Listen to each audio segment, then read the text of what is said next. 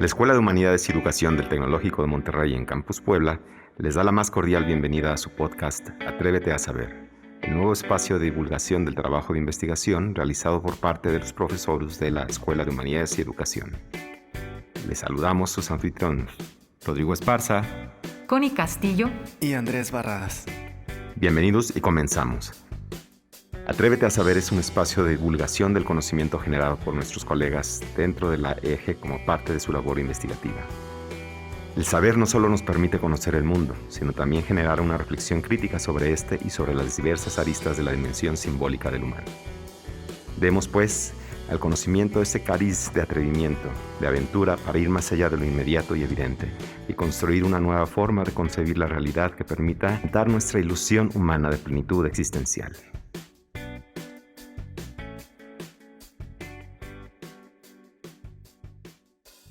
Buen día, buena tarde o buena noche, según corresponda al momento en que nos estén observando. Bienvenidos a su podcast, a su espacio de divulgación, Atrévete a Saber.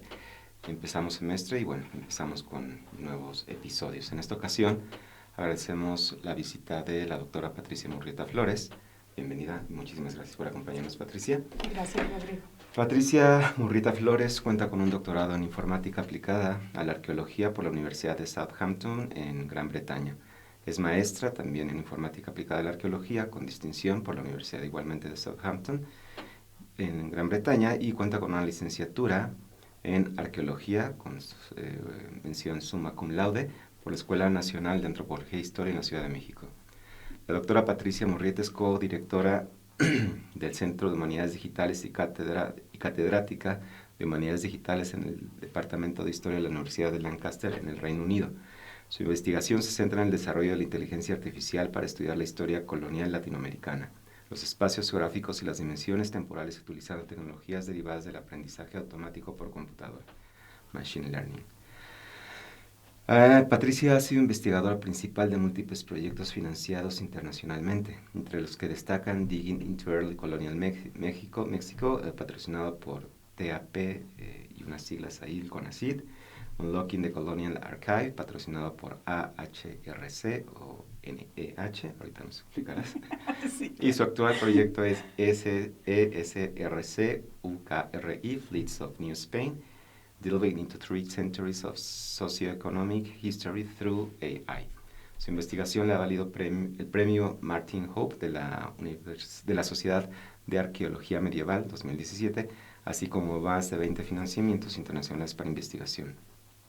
Pertenece a la Real Sociedad Histórica del Reino Unido y fue secretaria de la Junta Ejecutiva de la Alianza de Organizaciones de Humanidades Digitales de 2020 a 2022, la organización líder a nivel mundial en el campo de humanidades digitales.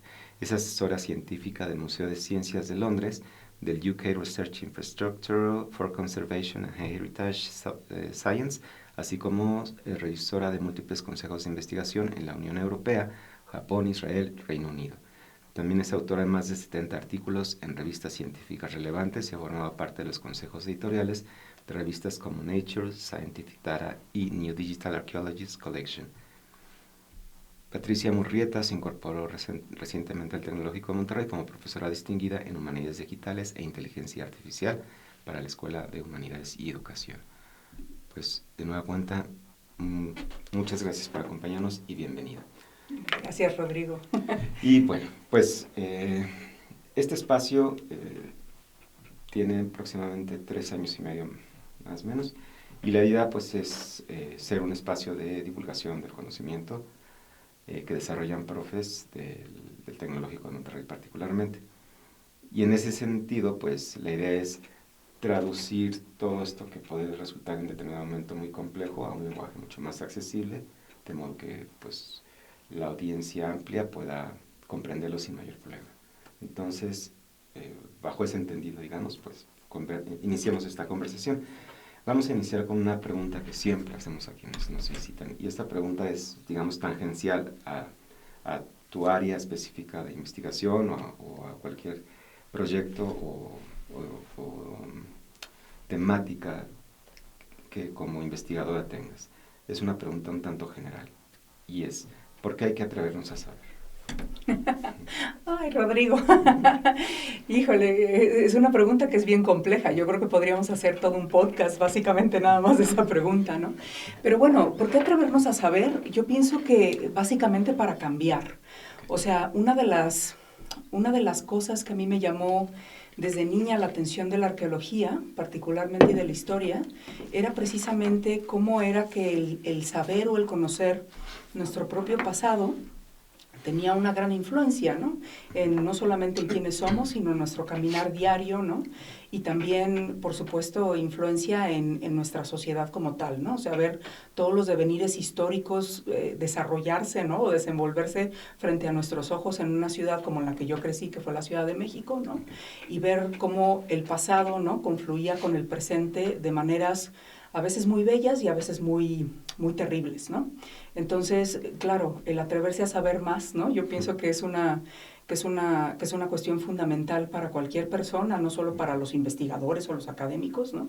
Sino para toda la gente, ¿no? Entonces me fascina el remit, ¿no? Como diríamos en Inglaterra, ¿no? De tu podcast, porque pienso que es muy relevante que la gente se atreva, ¿no? Y quiera saber más de cualquier tema que sea, ¿no? Yo creo que la curiosidad innata es una gran habilidad, ¿no? A fomentar. Muy bien, muchas gracias. Y bueno, vamos a adentrarnos ya propiamente a la temática que nos convoca en esta ocasión, y es un tema que quizá para mucha gente pues es totalmente novedoso, quizá haya para quienes no, y es el de las humanidades digitales. La primera pregunta obligada pues es, ¿qué son? No, lo voy a plantear así, ¿qué diablos son las humanidades digitales? ¿Son una disciplina? Sí. ¿Es una metodología? ¿Qué son? Claro, esta pregunta me la han hecho muchísimas veces y básicamente la razón siento yo por la cual a veces la gente encuentra difícil pensar qué son las humanidades digitales es porque las humanidades digitales en realidad no son una sola disciplina. Yo pienso que más bien son un cruce, o sea, un cruce interdisciplinario básicamente entre las humanidades y las ciencias de la computación, específicamente, ¿no? Y claro, como es un campo que incluye todas las humanidades, ¿no? A veces es difícil básicamente definirlo por esta razón, ¿no? Porque incluye muchas cosas diferentes, incluye muchos métodos diferentes, muchas teorías diferentes, pero si lo puedo definir en una corta oración, sería la siguiente. Las humanidades digitales son aquellas teorías y métodos desde ciencias de la computación que nos permiten responder preguntas en cualquier campo de las humanidades. Ok. Bueno, retomaré esta definición un poquito más adelante porque me genera cierta inquietud. Claro. Ciertas cosas. Sí, claro. Bueno, concatenando lo que nos acabas de compartir con la siguiente pregunta que, digamos, embona perfectamente de manera muy natural, es ¿por qué consideras que es relevante en las humanidades digitales el trabajo interdisciplinario? Bueno, yo pienso que básicamente sin el trabajo interdisciplinario no hay humanidades digitales, ¿no? Yo pienso que dándote ejemplos, ¿no? Podemos definir un poco mejor qué son las humanidades digitales, ¿no? Te pongo, por ejemplo, dos ejemplos rápidos. Existe un proyecto maravilloso de un artista que se llama Thomas Cole, la gente lo puede encontrar en internet fácilmente, se llama Tenochtitlan 3D. Y básicamente Thomas lo que hizo, él es un artista que se dedica básicamente a los videojuegos, ¿no? Este tipo de cosas, y a él en su momento le dio una curiosidad enorme saber cómo es que México Tenochtitlan, la ciudad de los mexicas, había sido antes de ser la Ciudad de México, ¿no? Entonces se puso a investigar, ¿no? Como qué era el Templo Mayor, ¿no? Cuáles son como los elementos arqueológicos que sobreviven hoy en día, y Thomas, como artista visual, ¿no? Lo que hizo fue contactarnos a una serie de personas, a una serie de investigadores, ¿no? Que nos hemos dedicado toda la vida a estudiar una serie de fenómenos diferentes, ¿no? Sobre México Tenochtitlan, e hizo una reconstrucción en 3D, ¿no? De cómo fue México Tenochtitlan. Esto es una colaboración enorme, ¿no? Después, bueno, si tú ves su website, que es maravilloso, ¿no? Puedes ver que mandaron, por ejemplo, permitido hacer fotografía con drones de cómo es la ciudad hoy actualmente, y tienes lo que se llama en el browser un slider donde puedes ver la mitad como fue México Tenochtitlan desde ese punto de vista como de pájaro, ¿no? Y la mitad de cómo es la Ciudad de México, ¿no? Entonces, bueno, además hizo una colaboración maravillosa con un nahuatlato, ¿no? Un nahuablante que hizo la traducción también de todo el sitio, no solamente está en español, sino en inglés y en náhuatl, ¿no? A lo que voy con todo esto, Rodrigo, es a que él como artista colabora con una serie de historiadores, arqueólogos, gente de ciencias de la computación, geógrafos y también fotógrafos para hacer esta reconstrucción. Y hoy en día, si ustedes ven el website, ¿no? Básicamente lo que van a poder ver es una primera visualización súper poderosa de cómo fue la cadena de 5 lagos del centro de México, ¿no? Con esta super ciudad al centro, ¿no? Que además, bueno, en su momento fue una de las ciudades más grandes del mundo. De hecho, era más grande en el sentido de población, pero también de avances tecnológicos, ¿no? Que por ejemplo, Londres o París en ese entonces. Tenía 200,000 habitantes, ¿no? Tenía un zoológico. Moctezuma tenía 2 acuarios, uno de agua salada y uno dulce. Estas son cosas que de repente la gente a veces no se entera precisamente por esta falta, ¿no? De muchas veces de promoción pública, ¿no? De lo que fue nuestra historia. Y bueno, podemos ver en este proyecto interdisciplinario este cruce precisamente, ¿no? Tanto de saberes como de tecnologías como de disciplinas para formar una cosa realmente nueva, ¿no? Que nos puede acercar precisamente a nuestro pasado, ¿no? Ok. Bueno, creo que el ejemplo pues, nos arroja mucha luz sobre cómo es un imperativo el cruce de disciplinas. Por otra parte, ¿en dónde señalarías que radica la relevancia de las humanidades digitales?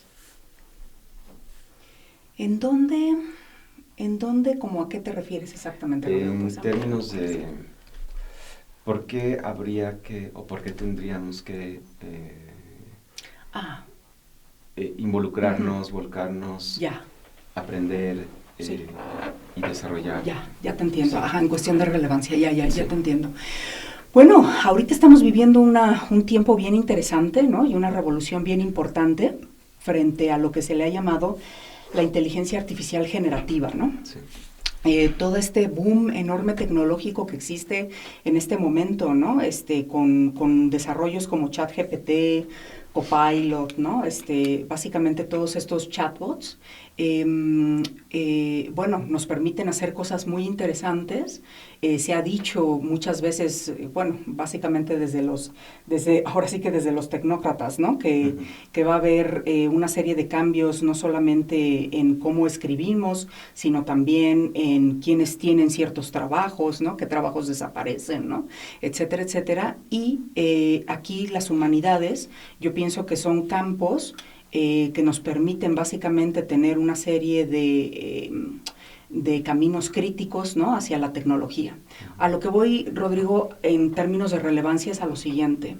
Modelos como ChatGPT básicamente son entrenados a partir de una disciplina que se llama Natural Language Processing o procesamiento del lenguaje natural, que básicamente lo que hace esta disciplina es enseñarle a la computadora cómo es que el lenguaje humano escrito o hablado funciona, ¿no? O sea, si tú lo piensas, el lenguaje no es una cosa aleatoria, ¿no? Nosotros tenemos, ahora sí que patrones detrás del lenguaje y por eso lo podemos aprender, ¿no? Y también por eso se puede analizar desde un punto de vista computacional, ¿no? Entonces, lo que han hecho estas grandes empresas es básicamente tomar los análisis que se hacen dentro de este campo, ¿no? Que son análisis normalmente estadísticos. Es básicamente como el texto predictivo que tú tienes, por ejemplo, cuando tú escribes en Google, los gatos son mejores que, ¿no? Y te aparece una lista de los perros, los pericos, ¿no? Etcétera, etcétera. Lo que está haciendo es una predicción de qué palabra viene después de la otra, ¿no? Sí. Bueno, básicamente ChatGPT lo que es, y sus diferentes modelos, son, digamos, modelos lingüísticos súper revolucionados en este sentido, que lo que hacen es la predicción del texto, ahora sí que de maneras muy poderosas, ¿no? Y para entrenar estos algoritmos, estos modelos, lo que se utiliza son grandes volúmenes de datos, ¿no? Los datos que se han usado para estos grandes modelos de lenguaje son básicamente todo lo que se ha podido descargar OpenAI, Google, Microsoft del Internet.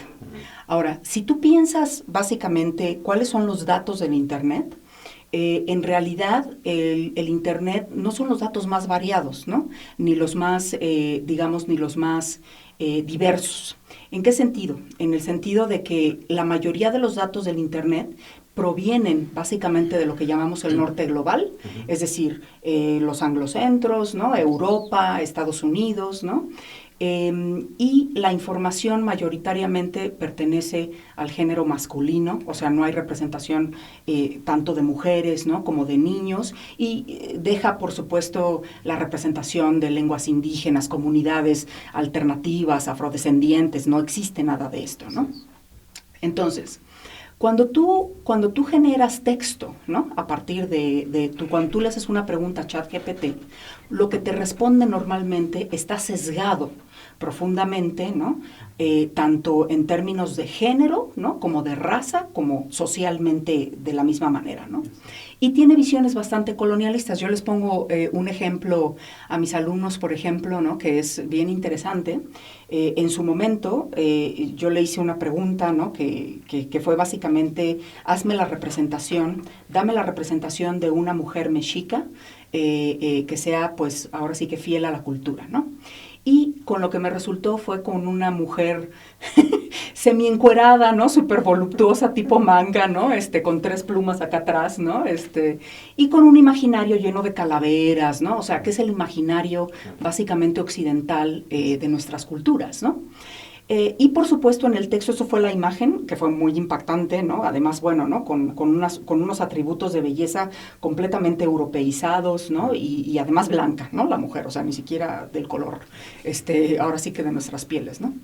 Y además en el texto, ¿no? Venía básicamente la afirmación sumamente segura, ¿no? De que esta era una fiel representación, ¿no? Básicamente de nuestras culturas. O sea, esto es un ejemplo, ¿no? De los sesgos enormes que tienen estos modelos. A lo que voy con todo esto, Rodrigo, es a que las humanidades nos permiten tener un acercamiento precisamente por las formas y los materiales que nosotros estudiamos, mucho más críticas a la tecnología, ¿no? Que muchos de los otros campos, ¿no? Yo no digo que nuestros compañeros de ciencias de la computación no sean críticos, por supuesto que lo son, ¿no? Pero por el hecho de que nosotros en humanidades normalmente tocamos inmediatamente sesgos de justicia, colonialismo, raza, etcétera, etcétera, normalmente tenemos formaciones bastante críticas. Entonces, ¿a qué voy con todo esto? A que las humanidades digitales, las humanidades en esta intersección con la tecnología, se están volviendo fundamentales, bueno, no se están volviendo, son fundamentales para la formación de futuros tecnológicos más justos, ¿no? Y representativos también, ¿no? Precisamente ahí es donde yo veo la gran importancia de las humanidades digitales, precisamente porque nuestros futuros, ¿no? Son futuros que son profundamente tecnológicos, siempre lo han sido, no es que estemos en una época excepcional, ¿no? Pero bueno, es la que estamos viviendo, ¿no? Y entonces, bueno, es la que tenemos en mente, ¿no? Pero precisamente para tener estos futuros, ¿no? Con un camino, yo pienso mucho más ético, ¿no? Mucho más justo, pues las humanidades entran en estos caminos como, yo pienso como las críticas, ¿no? Y básicamente como las que nos permiten profundamente reflexionar acerca de las problemáticas, ¿no? Que existen dentro de estos caminos tecnológicos, ¿no? Ok, a ver, a partir de lo que nos compartes, sí, pretender alejarme de la temática, pero me resonó porque precisamente ayer en una sesión, en una clase, lanzábamos la pregunta abierta. Si consideraban que la tecnología en algún momento tenía que ver algo con la ética, y por ahí una niña dijo que no. Qué interesante. Entonces, pues sí, claro. Sí, qué interesante y qué fuerte. Entonces, sí, claro. Bueno. Claro, con respecto, lo que yo siempre he pensado, Rodrigo, ¿no? Es precisamente que ninguna tecnología, en ningún momento del tiempo, se crea en el vacío, ¿no? O sea, cada tecnología que ha cruzado, ahora sí que hemos inventado, ¿no? Como seres humanos, tiene un profundo contexto social y político. Entonces, la tecnología siempre hay que pensarla no como neutra, ¿no? Y yo pienso que esto es yo no culpo a tu alumna, ¿no? En este sentido, ¿no? Porque básicamente lo que ahorita la sociedad, ¿no? Y sobre todo estas grandes empresas, ¿no? Pedalean fuertemente es precisamente que, claro, que las matemáticas son neutras, ¿no? Y que los algoritmos son neutros, ¿no? Y que por supuesto que la inteligencia artificial nos va a salvar, ¿no? Vaya, ¿no? Todo esto son mitos, ¿no? Claro. Que se van repitiendo constantemente y es esta idea, ¿no? Esta división, pienso yo, muy fuerte, esta división que se le ha llamado de los dos mundos, ¿no? Entre las ciencias y las humanidades, donde las humanidades se ven como el hermanito menor, ¿no? De las ciencias, y las ciencias son absolutamente neutras, ¿no? En realidad, bueno, grandes pensadores y filósofos, ¿no? Les han llamado precisamente a la ciencia la nueva religión, ¿no? Porque es precisamente esta idea de que, claro, ¿no? La ciencia es absolutamente neutra. Y de esto se deriva, por lo tanto, ¿no? En este gran salto, ¿no? Filosófico, que la tecnología, por lo tanto, también es neutra, ¿no? Por supuesto que no lo es, ¿no? Si nosotros pensamos cada pedazo de tecnología que se crea en el norte global, son una especie de lentes que nosotros nos ponemos, ¿no? Y a través de esos lentes vemos todo el mundo. Yo siempre he pensado que lo que uno piensa, lo que uno pone al centro de lo que uno piensa, es decir, nuestra cosmovisión, permea absolutamente no solo cómo caminamos en el mundo, sino todo lo que hacemos, ¿no? Y en términos de tecnología, esto es una línea de investigación que nosotros seguimos en el laboratorio estamos creando un laboratorio de inteligencia artificial para humanidades en el Tecnológico de Monterrey, en el campus de Monterrey primero, y bueno, vamos a hacer una red básicamente nacional y luego internacional de este laboratorio, y dentro de este laboratorio seguimos una línea de investigación de tecnología decolonial. Es decir, las matemáticas, Rodrigo, son matemáticas aquí en el área maya y en China, ¿no? Eso es cierto, ¿no? Las matemáticas son iguales. Lo que es diferente es cómo construimos a partir de nuestras ideas tecnología, y eso hace que cuando esa tecnología se utiliza sean básicamente como estos lentes que colorean al mundo de otra manera. Me explico mucho más. A ver, te doy un ejemplo, ¿no? Tú has utilizado Google Earth, ¿no? O Google Maps, ¿no? Sí. Bueno, esto se le llama sistemas de información geográfica. Son básicamente un programa que te ayuda a procesar información que tiene coordenadas, ¿no? Probablemente todos nuestros usuarios o la mayoría de de la gente que nos escucha, ¿no? Han utilizado en algún momento este tipo de software, ¿no? Bueno, si ustedes lo piensan, ustedes podrían pensar, bueno, pues esto es básicamente el sistema de mapeo, ¿no? Que nosotros utilizamos. Ok. Cuando tú utilizas un sistema de información geográfica, te estás poniendo unos lentes, aunque no lo sepas, que básicamente te dicen que la distancia es euclidiana, es decir, que tú mides, que tú puedes medir, ¿no? La distancia de un punto a otro, con una serie de preceptos o de ideas ptolomeanas, es decir, ¿no? Que básicamente tú tienes una vista, ¿no? De ojo de pájaro, y bueno, ¿no? Que existen toda una serie de concepciones geográficas que tienen todo un bagaje cultural del occidente. Ahora, cuando nosotros vemos esta tecnología, realmente no es la concepción del espacio que todo el mundo tiene. Hay muchísimas culturas que no conciben el espacio desde este punto de vista euclidiano, ptolomeano, de ojo de pájaro, ¿no? Entonces, a lo que voy con esto es que cada vez que nosotros utilizamos esta tecnología, nos estamos poniendo estos lentes, que aunque nosotros no lo sepamos, ¿no? Estamos utilizando una serie de concepciones que vienen del occidente. Entonces, a lo que voy con esto es a este comentario o pregunta de tu alumna, ¿no? Donde, no, efectivamente la tecnología no es neutra, ¿no? Al utilizarla, al crearla y utilizarla, nosotros ponemos en ella nuestra cosmovisión y nuestra visión del mundo, ¿no? Entonces, bueno, pues una de nuestras grandes tareas, ¿no? Ha sido precisamente pensar cómo se vería la tecnología desde un punto de vista de la cosmovisión, por ejemplo, mesoamericana, ¿no? Sí, definitivamente.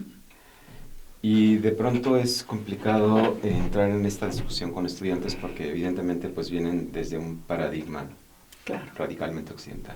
Claro. Entonces si les planteas que hay otras cosmovisiones, que hay otras formas de concebir el mundo, que hay otras formas de vincularnos con el planeta, con la Tierra, que hay otras formas de desarrollar tecnología, sencillamente dicen, pues no, todo está aquí. Entonces, yo pienso que siempre es un shock, ¿no? Pero también una de las cosas maravillosas que yo he visto en los estudiantes, Rodrigo, es precisamente que si partimos de la idea que para aprender no nos podemos montar en la soberbia, ¿no? Sino que tenemos que ser humildes en el sentido de abrirnos, ¿no? A las ideas del mundo para poder aprender nuevas cosas, ¿no? Es como un viaje, ¿no? Cuando tus alumnos se van a China, ¿no? O se van a, no sé, ¿no? A cualquier otro lugar, ¿no? O aquí cerca, ¿no? A Cholula, ¿no? A cualquier otro lugar, ¿no? Siempre vas a ver cosas distintas al mundo en el que tú vives, ¿no? Claro, a menos que simplemente vayas de un lugar a otro que sea básicamente un poco encerrado y lo mismo, ¿no? Pero a lo que voy con esto es a que yo pienso que en la gente que estudia debemos también como cultivar esta parte, ¿no? Fuerte de la humildad en el sentido del conocimiento, ¿no? Para aprender tienes que saber que no sabes nada. Sí. Sí. Paradójicamente apelando a Sócrates, Occidente. Exactamente. Bueno, pero esto es una idea que realmente no viene solamente de Sócrates. O sea, aunque nosotros la conocemos por Sócrates específicamente, en las comunidades indígenas, esto es algo que también se sabe. Sí. Okay. Bien. Retomando la cuestión de las humanidades digitales, ¿en qué sentido o de qué manera lo digital ha trastocado la forma en que hacemos humanidades, si es que ha sido el caso? Sí, bueno, yo pienso que hay lugar, ¿no? Hay lugar para todo tipo de humanidades, ¿no? Es lo mismo, ¿no? Es como siguiendo esta corriente muy, muy tecnocrática, pensando que las humanidades digitales lo transforman absolutamente todo, ¿no? O sea, yo que vengo de este campo, ¿no? Te puedo decir que a mí me encanta, ¿no? A mí me encantaría que todo el mundo siguiera este camino de las humanidades digitales, no por el mismo camino, o sea, no por promover este camino en sí mismo, sino porque he visto el potencial que tiene, ¿no? De ampliar incluso nuestras preguntas de investigación. Pero depende de cuál sea el objetivo de cada quien, ¿no? También. A lo que voy es a lo siguiente, Rodrigo. Una de las cosas a las que yo me he dedicado ha sido precisamente a ver cómo podemos utilizar la inteligencia artificial para resolver preguntas que de otra manera sería imposible resolver. A lo que voy es a lo siguiente. Hemos desarrollado, por ejemplo, una serie de técnicas desde el campo de la minería de datos, que ahora nos están permitiendo, por ejemplo, identificar, extraer y analizar información de miles de millones de documentos, ¿no? Que de otra manera, pues, nos sería imposible realmente explorar, ¿no? Estas fueron para mí mis primeras preguntas, ¿no? Particularmente dentro de las humanidades digitales, pensando, por ejemplo, una de las grandes problemáticas que tenemos en los archivos históricos y coloniales, es que tenemos miles de millones de páginas, Rodrigo, dentro de ellas de información, ¿no? Que no se ha tocado, ¿no? Para que te des una idea, en el Archivo General de la Nación de México tenemos 58 kilómetros lineales de documentos. Déjame, a mí siempre me vuela la cabeza ese número, 58 kilómetros lineales de documentos. Estos son millones y millones de páginas, Rodrigo, ¿no? Que están allí, ¿no? La gran dificultad de extraer la información de estos archivos es que, para empezar, necesitas entrenarte como paleógrafo, es decir, necesitas aprender, ¿no? Cómo se escribía en el siglo XVI, XVII, XVIII, ¿no? Porque claro, el lenguaje como buen lenguaje evoluciona, ¿no? Y aunque por supuesto que puedes entender el español del siglo XVI, no es que no se pueda, ¿no? Sí es diferente, ¿no? Y además todos estos textos fueron textos manuscritos, ¿no? O sea, escritos a mano, con ciertos tipos de caligrafía que ahora, bueno, es muy difícil leerlas, ¿no? Entonces, duras años básicamente adquiriendo estos skills de paleografía para simplemente poder hacer la transcripción de una página de ahora millones, ¿no? Entonces, uno de nuestros proyectos, una de las cosas que hemos hecho, que empezamos en un proyecto que llamamos Unlocking the Colonial Archive, desbloqueando el archivo colonial, y luego este otro que proseguimos ahora con este otro proyecto que llamamos Las Flotas de la Nueva España, fue la creación de 5 modelos diferentes con aprendizaje automatizado por computadora, Machine Learning. O sea, esto lo que es que tú a la computadora ahora le puedes dar básicamente un set de datos y le puedes decir, aprende de esto, ¿no? Entonces, nosotros utilizamos esta técnica que se llama reconocimiento automatizado de texto manuscrito, Handwritten Text Recognition, donde lo que hacemos es enseñarle a la computadora una serie de textos y decirle, mira, esto es una S, esto es una A, esto es una P, ¿no? Y hay muchas variaciones de una S, de una A, de una P, ¿no? En cuántas letras manuscritas hay, ¿no? En cuántos tipos de caligrafías hay, etcétera, etcétera. La máquina aprende de eso y una vez que aprende, yo le puedo dar textos que nunca ha visto antes, es decir, un escaneado, ¿no? de textos manuscritos que nunca ha visto antes y entonces la computadora me puede hacer la transcripción automática de estos textos. Bueno, esta es la técnica, ¿no? que nosotros utilizamos. Nosotros entrenamos ahora 5 modelos distintos correspondiendo a las 5 mayores caligrafías, ¿no? que vemos en el archivo colonial del siglo XVI, XVII y XVIII. Y ahora estamos logrando la transcripción automática de millones y millones de páginas, Rodrigo, del archivo colonial. Esto lo que significa es que vamos a poder en los siguientes años hacer la transcripción de millones de páginas del Archivo General de la Nación, de todos los archivos del mundo, ¿no? Particularmente nos interesaba a nosotros, bueno, pues específicamente aquellos documentos que provienen básicamente del Imperio Español, o sea, en el Virreinato de la Nueva España, y estamos también en el proceso de creación de un modelo para náhuatl clásico.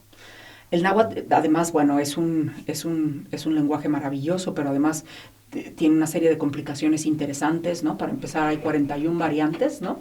de náhuatl. Nosotros estamos haciendo básicamente un modelo para algo que se llama náhuatl clásico, que es el náhuatl que se registró particularmente en el siglo XVI, pero bueno, estamos logrando ahora hacer la transcripción también de textos en náhuatl, ¿no? Manuscritos históricos.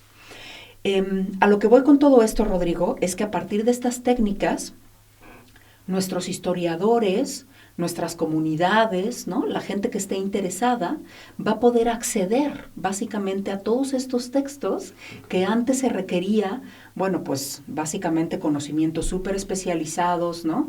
Tener el privilegio, ¿no? Gente como yo, por ejemplo, que tiene el privilegio de estudiar, ¿no? De estudiar una lengua, de estudiar transcripción, ¿no? De hacer paleografía y por supuesto también, ¿no? El dinero para transportarte a la GN, ¿no? Tener el conocimiento, etcétera, etcétera. Entonces, las humanidades digitales, ¿no? Precisamente están permitiéndonos la apertura a conocimientos como este, ¿no? Entonces, volviendo a tu pregunta original, ¿no? A mí lo que yo te puedo decir que es fascinante de las humanidades digitales es pensar cómo desde esta interdisciplinariedad y a veces transdisciplinariedad, ¿no? Con ciencias de la computación y con ingeniería, y bueno, nosotros hemos trabajado también con filósofos, ¿no? Con muchas otras disciplinas, podemos abrir caminos que antes no se podían, ¿no? Y por supuesto, ¿no? Pues esto, hacer preguntas que antes no se podían, ¿no? Ok, y ahora ya, para ir cerrando, retomo a partir de lo que nos has recién dicho y lo que nos compartiste al inicio, precisamente en términos de transdisciplinaridad y la definición que nos mencionaste sobre las humanidades digitales, y también lo vinculo a la cuestión que ya es una, digamos, inquietud muy personal pero muy genuina, y es porque estos ejemplos son muy interesantes, pero están muy focalizados en cuestiones de carácter histórico, en cuestiones de carácter arqueológico. Y yo particularmente pues vengo desde la filosofía, y entonces la pregunta es ¿cómo desde la filosofía podríamos involucrarnos para, más allá de un mero ejercicio hermenéutico, porque por ahí Claro. también revisando sobre el tópico, pues veía que alguien hizo un índice sobre la suma teológica de Santo Tomás. Claro, aquí Pero, es donde se inicia las humanidades digitales. Pero me parece Ajá. que eso pues fue más un ejercicio ahí Sí, claro. de hermenéutica y de análisis de contenido, así lo vi. Pero ya desde el ejercicio reflexivo, desde pues la tarea propia de la filosofía, que es hacer las preguntas pertinentes y cómo podríamos embaucarnos. Claro. Híjole, pues hay una cosa maravillosa en las humanidades digitales, y es que la teoría, tanto las teorías que emergen a partir de la práctica de las humanidades digitales como los métodos, normalmente son aplicables a cualquier tipo de corpus, a cualquier tipo de evidencia. Lo que voy es a esto, Rodrigo. De esta misma forma, con estos desarrollos, por ejemplo, tecnológicos que te platiqué, ¿no? Se pueden aplicar tanto a textos del siglo XVI, por ejemplo, ¿no? Como a, por ejemplo, reportes de la policía hoy en día, ¿no? Nosotros desarrollamos una metodología que ahora también es un software que se llama análisis geográfico de textos, Geographical Text Analysis. Y en esta metodología lo que hacemos es básicamente una combinación de procesamiento del lenguaje natural, o sea, la extracción básicamente de información de textos de gran tamaño, ¿no? O sea, de miles de millones de páginas, con unas técnicas de lingüística de corpus que nos permite identificar conceptos o palabras de nuestro interés en millones y millones de páginas, ¿no? Que podrían ser, bueno, esto, ¿no? De nuestro interés como tal, y eso aunado a ciertas geografías. Es decir, con este software nosotros podemos hacer preguntas como ¿cuáles son las enfermedades que se mencionan, por ejemplo, dentro de este gran corpus y en qué lugares están mencionadas? O, por ejemplo, podemos hacer preguntas como, ¿qué se dice acerca de Rodrigo Esparza en este corpus y con quién Rodrigo Esparza se relaciona, ¿no? ¿Y dónde están estos actores en el espacio, ¿no? Mencionados dentro de este corpus, ¿no? Bueno, a lo que voy con todo esto es a que, por ejemplo, esta metodología nosotros la creamos realmente para ubicar información de interés histórico y arqueológico, ¿no? Como te lo había platicado anteriormente, ¿no? Pero en su momento empezamos a acercarnos también a la policía en el Reino Unido y al National Health Service, que es como el NHS, que es básicamente como el ISSSTE, ¿no? Aquí. Y donde nos decían, bueno, nosotros, por ejemplo, en la policía generamos reportes, donde básicamente reportes a máquina, ¿no? Donde hay toda una serie de crímenes, ¿no? Que nosotros podemos identificar en ciertos lugares. Nosotros queremos saber dónde ocurren estos crímenes, ¿no? A qué se relacionan normalmente estos crímenes. Bueno, pues esta metodología, por ejemplo, la puedes utilizar dentro de este corpus para hacer este tipo de preguntas. Lo mismo sucede, ¿no? Con, por ejemplo, los reportes del National Health Service después del COVID, por ejemplo, ¿no? Ellos empezaron a investigar muchísimo cómo poder identificar cuando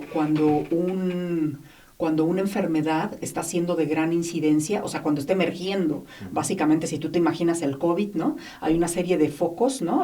Geográficos, básicamente, que suceden, ¿no? Y ellos tenían la hipótesis de que podían haber identificado rápidamente, ¿no? La emergencia de algo que no estaba bien, básicamente a través del análisis de este tipo de reportes a un nivel nacional, ¿no? Entonces, nuestro software podía ser utilizado para esto. A lo que voy con esto, Rodrigo, es a que, claro, nosotros estamos hablando de filosofía, ¿no? Estamos hablando de, ok, a partir de este tipo de metodologías, ¿no? Que vienen desde las humanidades digitales, podemos hacer nuevas preguntas. Y ahí yo pienso que la filosofía tiene muchísimo que estudiar, ¿no?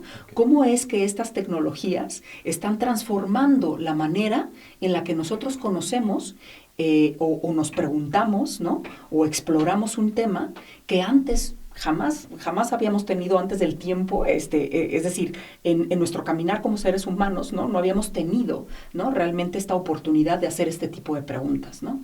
Y yo pienso que ahí la manera de conocer el mundo puede cambiar y se puede transformar. Entonces, hay toda una serie de cosas, yo siento, muy interesantes, ¿no? Desde la filosofía a explorar, ¿no? Te doy otra vez un ejemplo histórico, porque obviamente yo soy arqueóloga, ¿no? Siempre tiendo a gravitar hacia allá, ¿no? Pero bueno, tengo también otros ejemplos. Es, por ejemplo, el pensar cómo el hecho de que nosotros ahora podamos abrir archivos del siglo XVI que nunca se han estudiado, ¿no? Porque realmente ha sido solamente una pequeña gota de estos archivos que se ha podido transcribir, va a transformar nuestra historia en el sentido de México, ¿no? La historia como la vemos. Hay una corriente muy fuerte, ¿no? Que se abre realmente por ahí de los 50, ¿no? Con Miguel León Portilla de la historia, que le llamamos historia decolonial, ¿no? Y es esta idea precisamente que nuestra historia de la conquista en México se ha escrito realmente a partir de 3 o 4 fuentes particularmente escritas por españoles, ¿no? Y ahora, a partir, bueno, de la apertura de esta corriente, ¿no? Ha habido muchos de nuestros compañeros, ¿no? Tanto en historia como en arqueología, que han logrado básicamente cambiar los discursos populares de la historia, donde, bueno, ¿no? Ya se sabe ahora, por ejemplo, que los tlaxcaltecas son realmente los que llevan a cabo la conquista, no solamente de México, sino de toda América, ¿no? Bueno, estos cambios, ¿no? Súper importantes se dan precisamente, yo pienso, y se van a seguir dando a escalas pues mucho más poderosas que antes a partir de estos métodos. Y bueno, la filosofía ahí yo pienso que tiene que pensar cómo nuestro propio pensamiento, cómo nuestro propio conocimiento va cambiando con la tecnología. Sí. Ok, pues desafortunadamente se nos acaba el tiempo porque además tenemos que correr para una conferencia. Claro. Nos encantaría hacerte más preguntas, de hecho nos quedamos con un par de preguntas al menos aquí, pero la última, más que preguntas, sería una suerte de invitación de forma muy concisa, breve, por las cuestiones también del tiempo para poder llegar a donde tenemos que ir ahorita. ¿Cuál sería la invitación a quienes nos escuchen para involucrarse en las humanidades digitales? Bueno, no tener miedo. Básicamente, creo yo que a veces se piensa que las humanidades digitales son difíciles en el sentido de que la gente piensa que tiene que aprender a programar, cosas de ese estilo, ¿no? Esto no es verdad. Las humanidades digitales son un campo altamente colaborativo, ¿no? Entonces, realmente yo pienso que lo único con lo que tienes que venir es con esta idea un poco de jugar, ¿no? Con la tecnología, ¿no? Pensar tus preguntas, tus propias preguntas, ¿no? Que te haces desde las humanidades, desde un punto de vista distinto y atreverse a conocer, ¿no? Y bueno, volviendo un poco al principio de esta conversación, precisamente, pues esto mismo, ¿no? Atreverse a preguntar. Pues con ello cerramos el círculo de esta conversación. Muchísimas gracias por acompañarnos. Gracias por la invitación, Robert. Y muchísimas gracias a ustedes por colocar ahí en Facebook de la EGE. Y nos encontramos en nuestra próxima edición. Mil gracias, que estén muy bien y hasta pronto. Mientras tanto, atrévanse a saber. Gracias. Muchas gracias por su generosa atención y nos encontramos en nuestra próxima emisión de su podcast Atrévete a saber. ¿Y tú, te atreves?